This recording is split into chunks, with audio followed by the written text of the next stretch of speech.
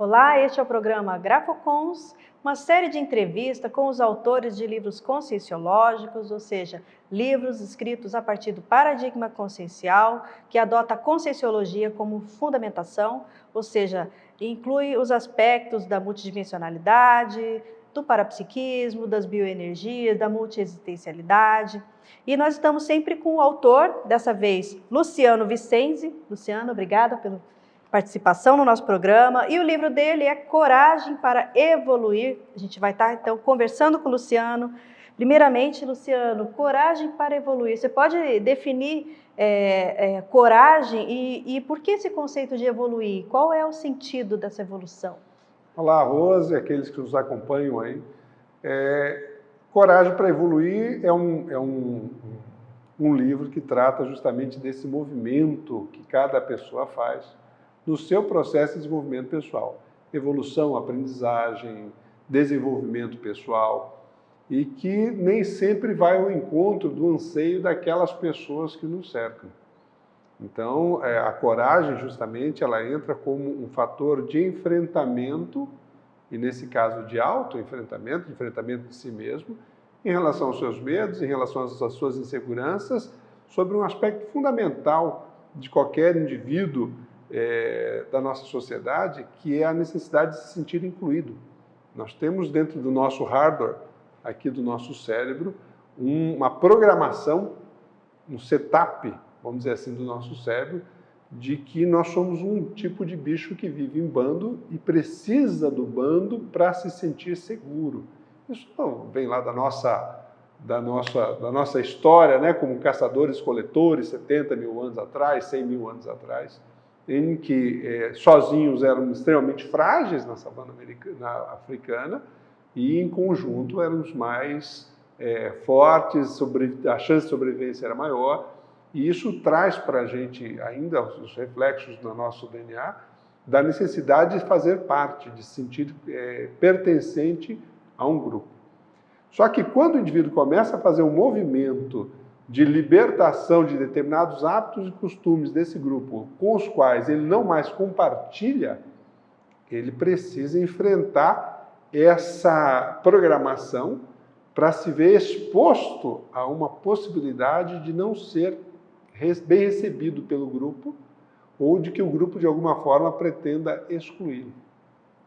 E é aí que entra a coragem. Você coloca que é um atributo libertador de sentimentos, pensamentos e ações. Essa seria uma definição de coragem. Seria, e é bom que a gente ressalte que só faz sentido você falar de coragem quando você fala do medo. Porque há uma diferença entre, em termos de definição, o que seja coragem do que seja um indivíduo destemido.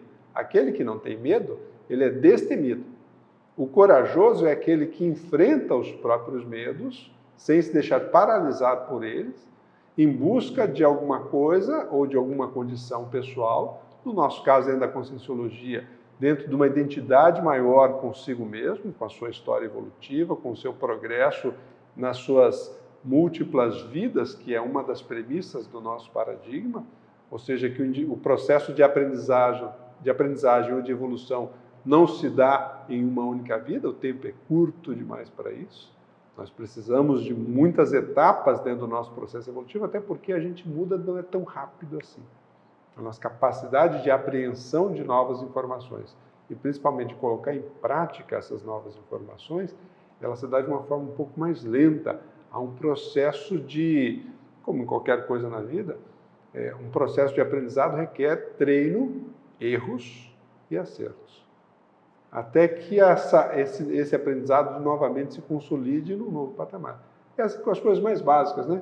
Desde andar de bicicleta até uma nova competência, uma nova profissão, uma nova atividade que o indivíduo vai iniciar na sua vida, ele tem uma fase de uma presumível incompetência, onde ele tem que lidar com a autoimagem dele, onde ele tem que lidar com a crítica, onde ele tem que lidar muitas vezes com a insegurança em relação a essa percepção dos outros sobre ele mesmo, e se essa percepção dos outros sobre ele mesmo está sendo acolhedora ou mais repulsiva. Então, na hora que o indivíduo começa a assumir de fato esse protagonismo, não, eu vou bancar. Não, eu vou em frente, eu vou seguir. É aí que aparece essa liberdade. Que é diferente da motivação, que é diferente da vontade. Não é isso? Perfeito, perfeito. A vontade é um impulso inicial, é aquilo que nos joga para frente. A vontade tem uma relação com a motivação, embora a motivação ela seja muito ligada a alguns fatores além. Eu diria que a vontade é esse nosso impulso fundamental de fazer o movimento. A motivação está relacionada a onde a gente quer chegar, a um determinado propósito, já uma elaboração um pouquinho melhor em relação ao caminho que eu quero seguir nesse processo. E a coragem é para você manter a sua postura, a sua atitude perante as portas fechadas, perante, às vezes, o risco de você perder uma amizade, por exemplo, porque, às vezes, as determinadas amizades que elas são conjunturais, né? A gente cria uma amizade com uma pessoa em função de um determinado hábito que nós tínhamos, e quando a gente passa a querer rever esse hábito e não mais praticá-lo, partir para um outro tipo de um hábito, por exemplo, mais saudável, mais positivo ao nosso desenvolvimento, às outras pessoas, isso nem sempre é bem recebido. E o indivíduo tem que bancar a dissociação dessa companhia, que era, na verdade, uma amizade conjuntural, contextual, naquele hábito. Né? É interessante porque você até coloca no seu livro que Aristóteles, já lá em 400 anos, antes da Era Comum, ele já falava que a coragem era a partir da coragem que se desenvolviam os demais atributos, né? Sem dúvida. Então não é um estudo novo. O que você está trazendo de novo é essa abordagem do estudo da coragem aliado ao estudo da Conscienciologia. É isso aí. O que a gente faz dentro dessa obra é fazer uma conexão entre esse movimento, que é sempre de autoenfrentamento do indivíduo em qualquer circunstância, com o processo da sua evolução, considerando então a evolução não só o desenvolvimento ou o progresso nessa vida humana, mas considerando todo o seu histórico evolutivo de outras vidas, dentro de um processo aí de múltiplas então existências, no qual nós caminhamos em direção a um nível de identidade maior. É interessante, Rose, porque dentro do processo da evolução, nós saímos da prisão do senso de bando para desenvolver uma individualidade mais positiva e, a partir dessa individualidade mais positiva, uma coletividade mais sadia. Eu só consigo ter uma boa coletividade quando eu desenvolvo bem a minha individualidade.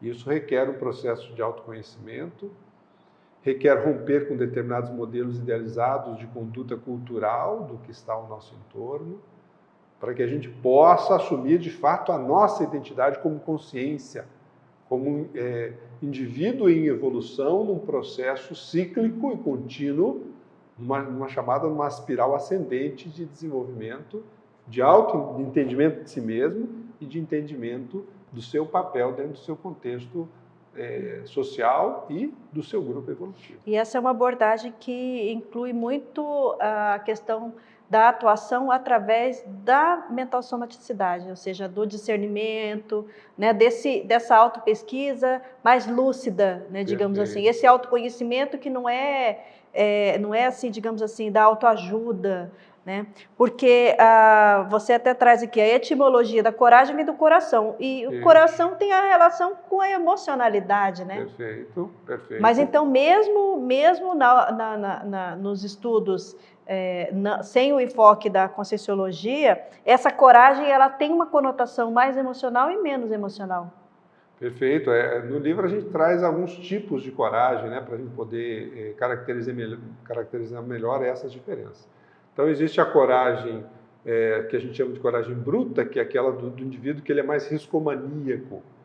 Ele expõe a vida dele a um perigo maior, não só pela sensação da adrenalina, mas para sentir-se vivo muitas vezes. A vida dele, às vezes, está numa pasmaceira tal do ponto de vista de autodesenvolvimento, que ele busca o risco como uma forma de se sentir vivo. Então, essa é a coragem bruta. Poxa. Ele vai com medo, mas ele se joga do penhasco, ele vai escalar sem equipamento de segurança, ele vai praticar algum esporte radical onde a vida dele esteja em perigo, porque isso dá a sensação para ele de vida. Isso pode ter relação também com a questão da competição, de competição, de exaltação do ego, né? Perfeito, de querer ter status. perfeito. Está tudo na mesma linha. Está na mesma linha porque, mesmo nas competições onde não há risco de vida, busca-se um processo comparativo para que eu me sinta melhor comigo mesmo. Consigo mesmo. E aí, infelizmente, nesses casos, o parâmetro de referência é o outro. Perfeito. Enquanto o parâmetro de referência é o outro, a consciência não percebeu quem ela é de fato.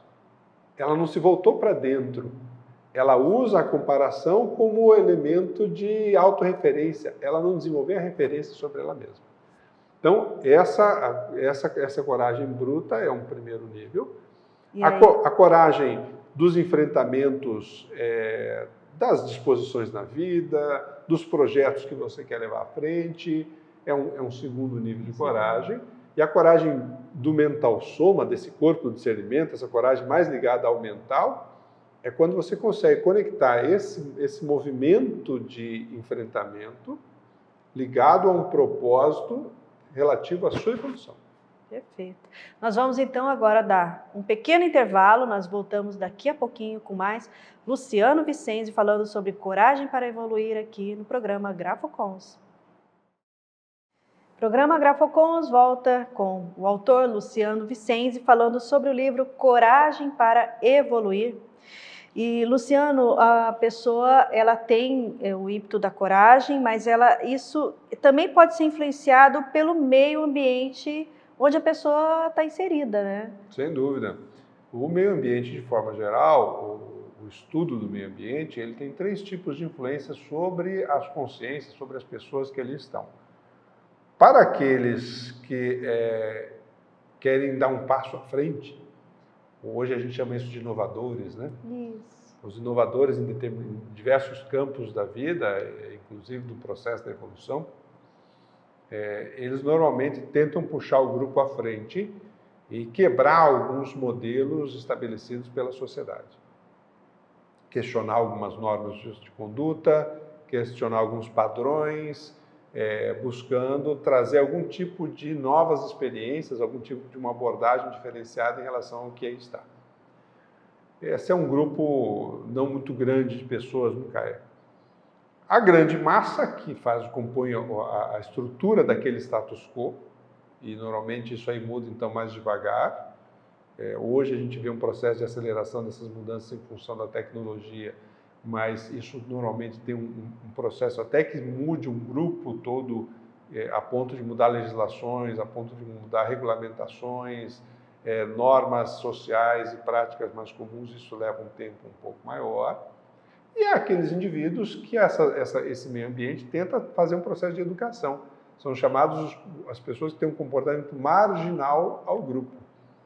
Quando esse marginal ao grupo ele é fora do que é estabelecido como ético do ponto de vista legal, ele normalmente é afastado do grupo para um processo de exclusão controlada, né, chamado presídio. Então, esses 3 movimentos, esses 3 grupos pertencem ao mesmo contexto social. Os inovadores, a grande massa e os menores. Quando você tenta ser da ponta dos inovadores, o que essa sociedade vai fazer? Ela vai fazer uma pressão muito grande, porque um dos aspectos fundamentais da cultura é a preservação do status quo. Porque ali se estabeleceu um modelo de poder. E o ser humano instintivamente busca o poder, não por gosto, mas por instinto de sobrevivência. A realização do poder, na verdade, é uma forma do indivíduo se sentir mais seguro ou menos ameaçado dentro daquele contexto social. Então, quanto mais o poder eu tenho, mais seguro eu estou em relação à minha longevidade e em relação à obtenção daquilo que desejo a partir do convívio com o grupo. Então, a sociedade ela faz uma pressão muito grande para manter esse status quo. Por quê? Porque há um poder estabelecido que busca manter as coisas como estão. E aí você pode pensar do ponto de vista individual ou coletivo, por exemplo, institucional. As instituições, de modo geral, elas têm uma tendência em tentar preservar um determinado status quo. E tem a questão do cultural também, né, da família, os grupos de convívio, que tem um determinado padrão de comportamento e é como se moldasse, né, a personalidade. Agora, muito pode ser moldado, ou se a pessoa ela já está isto, já traz isso de uma retrovida, por exemplo, isso é tranquilo para ela, né? A questão fundamental é justamente o problema da inclusão. Então, na hora que você começa a ter um comportamento diferente do seu grupo, você começa a colocar em xeque a qualidade dos comportamentos desse grupo.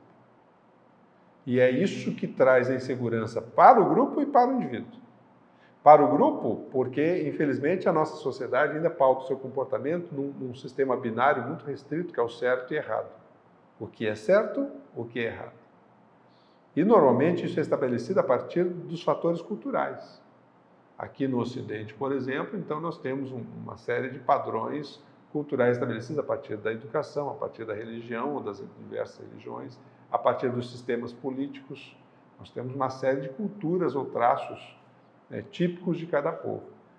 Quando você começa a ter um comportamento diferente, você começa a questionar determinados hábitos com os quais os indivíduos buscam ter identidade. Então é como se você estivesse dizendo para o seu grupo, olha, eu acho que tem um outro jeito de ser, eu acho que tem um outro jeito de funcionar. E o grupo, então, se sente ameaçado porque você é representativo dentro dele. Quando as pessoas não te conhecem, elas estão nem aí para você. Mas naqueles grupos, principalmente os mais próximos, nos quais você é mais representativo, a sua mudança, pelo exemplo, tem um impacto muito maior sobre essas pessoas. E esse impacto é que gera insegurança no grupo, que vai fazer pressão para você não mudar e permanecer com o grupo. Porque senão o grupo vai ter que mudar. E aí é que há uma resistência do meio ambiente. Aí é preciso de muita coragem. É preciso de coragem para enfrentar, do ponto de vista do indivíduo que está promovendo a mudança, essa possibilidade de exclusão ou de resistir à pressão que o grupo faz para mantê-lo com o mesmo comportamento. Agora, você fala também que o contraponto da coragem é a covardia, né? Na verdade, a covardia é uma reação, eu não diria bem que é o contraponto da coragem. Porque a covardia é quando o medo se tornou tal que ele paralisou o movimento. Ah, ok. Tá certo? Talvez o contraponto da coragem seria o conformismo. Ou seja, você permanecer numa zona de conforto dentro do status quo, abrindo mão de quem você é, abrindo mão dos seus propósitos evolutivos, só para atender ao que o meio te coloca. E, normalmente, pode ter uma relação isso com a covardia? Pode. Mas há outros elementos que a gente pondera no livro aí que trazem uma certa zona de conforto. Pusilanimidade. A pusilanimidade, a prisão aos ganhos secundários, quando o indivíduo então não quer abrir mão das benesses que ele tem com esse grupo para assumir a sua real identidade, a preservação da autoimagem. Então são outros fatores que não são bem pautados pela covardia, né? A gente chama isso de atitudes estagnadoras da evolução dentro do livro. O abstencionismo consciencial? O abstencionismo é quando, então, aí já é um caso mais grave, quando o indivíduo abriu mão dele, né?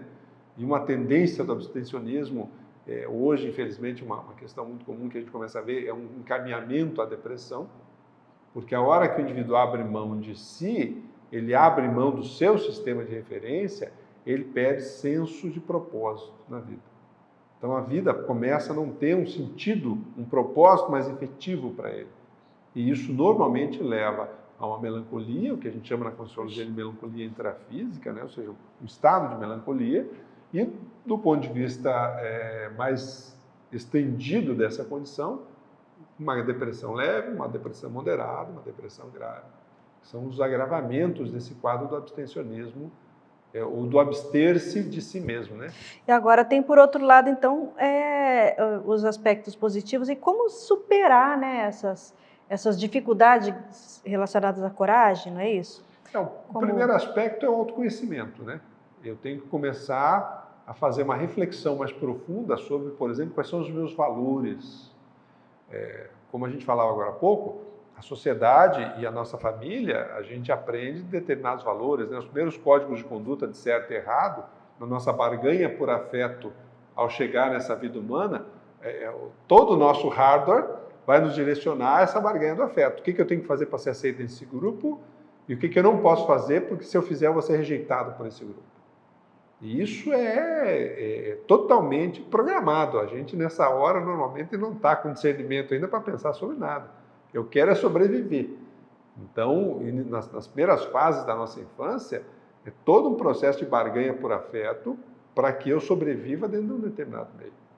Mas com o passar da vida humana e com o acúmulo de experiências, é que nós começamos a formar uma mentalidade mais clara sobre aquilo que nos é importante e aquilo que é importante para o grupo, mas que nem sempre casa com aquilo que é importante para a gente.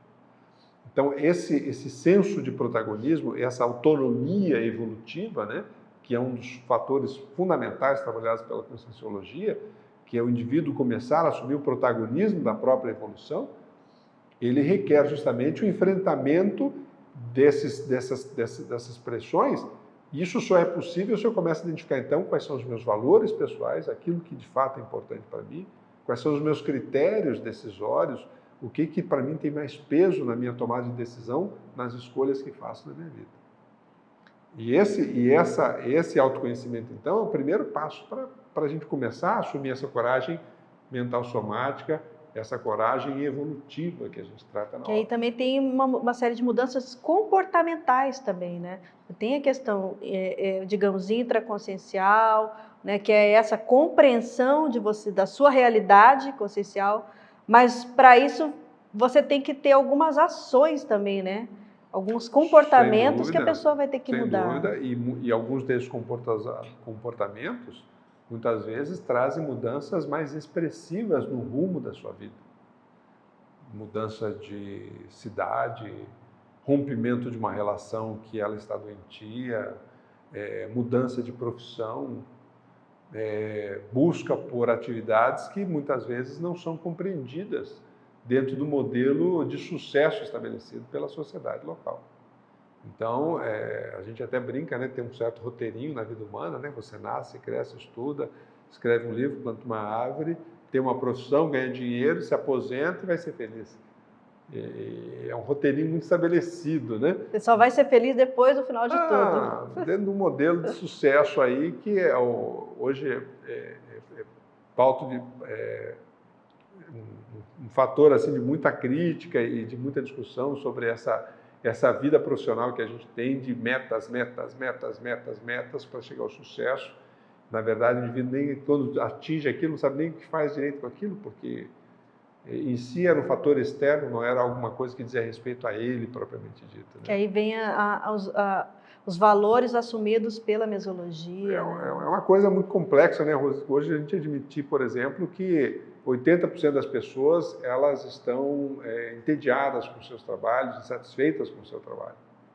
Ela vive para sobreviver.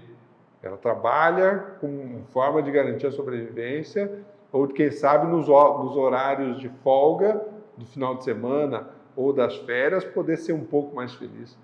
Isso é muito triste você pensar o quanto que a pessoa abre mão de si, dos seus valores, dos seus propósitos, para tentar meramente se sustentar.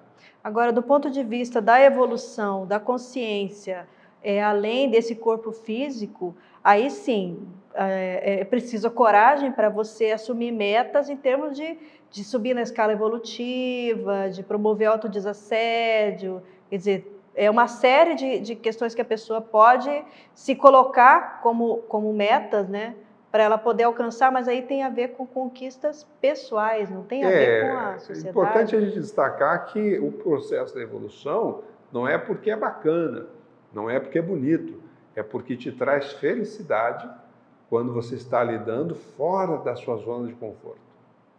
O sentido de realização, ele só faz sentido se for alguma coisa que agregue a mim. Então, do ponto de vista pessoal, o nível de satisfação que a gente tem com a vida é quando a gente entende que a gente está mais próximo ao nosso nível evolutivo, ou a recuperação desse nível evolutivo, que ele é reduzido por essa carcaça que aqui está. Como a gente sabe hoje, dentro da neurociência, dentro da psicologia social, o corpo humano e os seus instintos nos traz uma série de reduções da nossa capacidade consciencial, do nosso nível de desenvolvimento já. E a gente passa muitas vezes a vida, em parte dela, resgatando determinados níveis de conhecimento ou de domínio sobre esse corpo físico para poder expressar a consciência que somos. E a partir disso, você poder então vivenciar mais claramente os nossos desafios evolutivos.